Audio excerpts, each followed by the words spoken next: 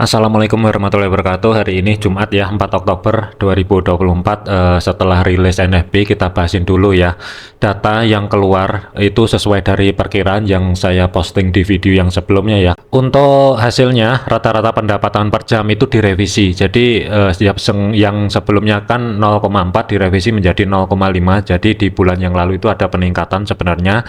Tetapi aktual yang rilis itu tetap berada di atasnya dari perkiraan 0,4 ya. Kemudian dari NFP-nya itu sangat surprise kalau menurut saya. Meskipun ada sedikit revisi 159 ya untuk data saat ini, tetapi surprise banget di atas jauh dari rata-rata 254. Jadi ini sangat positif untuk USD saat ini. Tetapi dari segi klaim ataupun tingkat penganggurannya itu ada penurunan 0,1%. Jadi yang saya perkirakan kemarin itu kisaran di antara 4140 ya, ini sesuai. Jadi untuk saat ini positif untuk indeks dolar, kemungkinan dampak ini akan berlanjut sampai dengan besok hari Senin ya.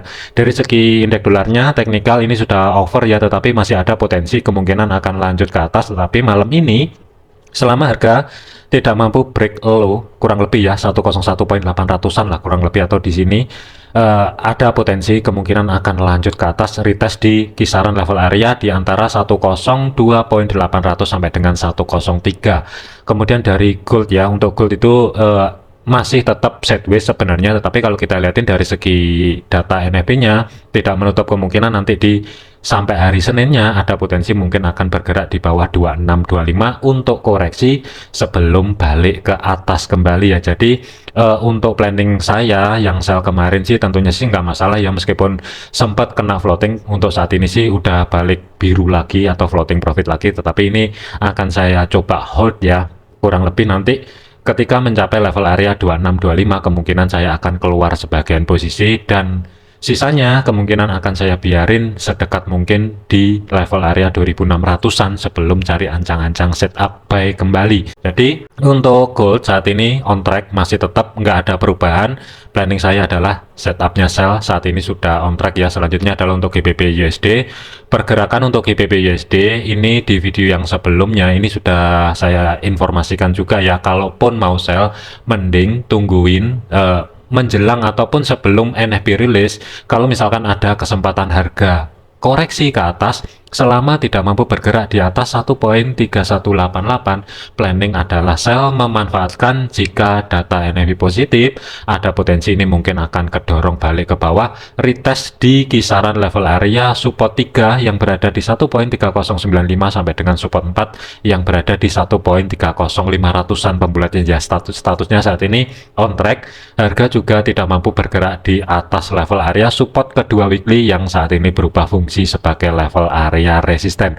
Selanjutnya adalah untuk Euro USD. Pergerakan untuk Euro USD statusnya sama. Hati-hati, saat ini sudah mencapai batasan pantau overnya sebagai support 3 dan 4 di 1.0974 sampai dengan 1.0941 ya, tetapi tidak menutup kemungkinan harga yang saya khawatirkan menjelang penutupan market nanti bisa jadi bergerak di bawah level area support 4-nya ya. Jadi untuk saat ini kuat ke bawah, sementara jangan dilawan terlebih dahulu ya. Zona pantaunya malam ini tetap tidak ada perubahan. Batas atas mampu menahan di sini 1.10400 pembulatan, dan di sini kan juga sudah ke reject ya kalau saya zoom.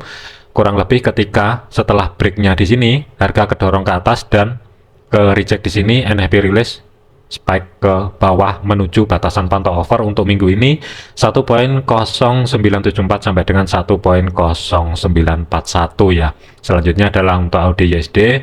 Pergerakan untuk AUD USD planning kemarin ya, harusnya sudah TP, baik TP1 ataupun TP2 kurang lebih saat NFP rilis ini pas ya, sebagai antisipasi TP2 nya kalau misalkan digeser ke bawah 0.6794 ini sebagai target kedua TP baru aja kena.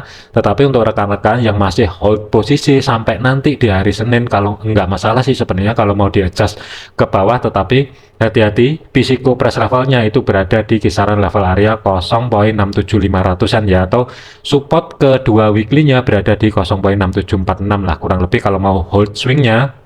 sedikit di atas Physical Price Level yang berada di 0.67500, tentunya sih nggak masalah. Tetapi dari segi jarak untuk stop loss yang ada entry kemarin ya di video yang sebelumnya, stop loss sudah bisa dimajukan kembali, minimal itu berada di batas konfirmasi bawah yang berada di 0.6847 lah, sedikit di atas level area tersebut. Lock di situ tentunya sih nggak masalah. USD CAD, pergerakan untuk USD CAD ini on track untuk swingnya, tetapi untuk planning yang pertama kemarin, target maksimal adalah di history high minggu lalu. Kurang lebih ini juga barusan aja kena secara otomatis. Yang planning pertama buy ini sudah keluar ya, tetapi untuk planning yang kedua, statusnya on track. Cuman kalau mau hold swingnya sampai dengan minggu depan, ada peluang untuk USD CAD kemungkinan akan mencapai balik di atas 1.36300-an lah kurang lebih di sini. Untuk saat ini stop loss itu kan kemarin sudah dimajukan, ini mau dimajukan lagi sebenarnya sih nggak masalah, tetapi hati-hati, dampak daripada NFP ini kan belum selesai. Saran saya adalah kurang lebih ya di atas pivot lah kalau maju untuk stop lossnya. Tetapi dari segi targetnya ini bebas, mau taruh di 1.3600 juga nggak masalah. Kalau mau dipentokin sekalian di resisten kedua weekly yang berada di 1.3636, tentunya sih ini oke aja. Setidaknya profit sudah diambil, stop loss ataupun resiko ya sudah nol karena sudah digeser di atas break even. USD Swiss, pergerakan untuk USD Swiss planning kemarin adalah cari ancang-ancang setup buy sebenarnya, tetapi ada dua skenario kemarin itu. Kalau misalkan harga tidak mampu bergerak di bawah resisten pertama weekly yang saat ini berubah fungsi sebagai level area support, tinggal tunggu konfirmasi pembalikan arah, harga bergerak balik di atas, tentunya ya di atas level area resisten pertama weekly atau saat ini berubah fungsi sebagai level area support. Planning masih tetap cari ancang-ancang setup buy. Di sini ada hammer atau doji ya terkonfirmasi, dan ketika NFP rilis langsung spike ke atas. Tentunya sini dari segi targetnya ya tidak menutup kemungkinan untuk USD Swiss ini akan mencapai level area batas atas untuk pantau minggu ini 0.8618 sampai dengan 0.8649 sebagai batasan resisten 4-nya ya. Jadi ini sudah on track. Planning adalah buy. Untuk stop lossnya sudah bisa dimajukan ya untuk rekan-rekan yang dapat entry kurang lebih di zona yang saya blok merah di sini. Cuman kalau mau majukan setidaknya sedikit di bawahnya 0.8535, tentunya sih ini oke. Terakhir adalah untuk USD Yen. Planning untuk USD Yen kemarin ancang-ancang cari setup buy.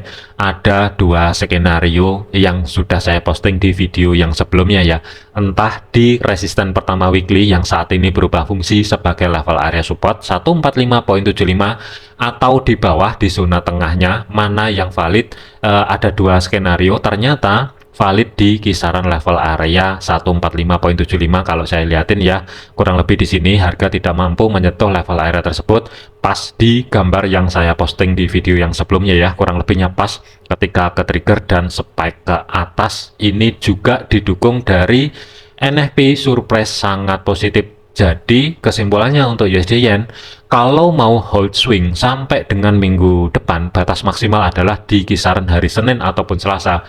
Tidak menutup kemungkinan akan mencapai level area 149.500 sebagai Physical Price Level, tetapi sebagai resisten 3 weekly 150.18 batas maksimal ekstrimnya resisten 4 151.300. Jadi yang ada rekan-rekan dapat posisi buy ya, yang sempat ngikutin di video yang sebelumnya, kalaupun mau majukan stop loss ini sudah bisa, setidaknya sih mudah-mudahan ya aman, mudah-mudahan. Tetapi dari segi targetnya, mengingat resisten kedua ini sudah dijebol ya, saran saya adalah keluar sebagian posisi, majukan stop loss di atas break even di bawah 147. Tentunya sih ini nggak masalah ya, jadi masih ada ruang sekitar 350 pip lah kalau dimajukan di sini. Jadi batas maksimal kemarin kalau nggak salah 400-an pip kalau nggak salah ya di video yang sebelumnya.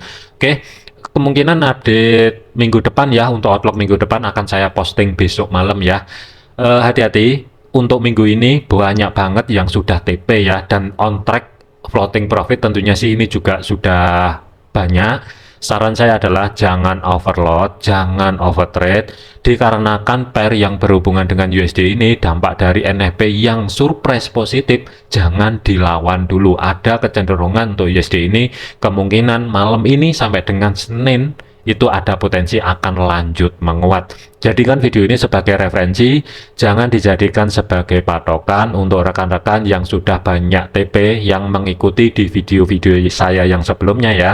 Saran saya cuma satu, jangan over, tetap disiplin. Sekian, terima kasih, sampai jumpa di video yang selanjutnya.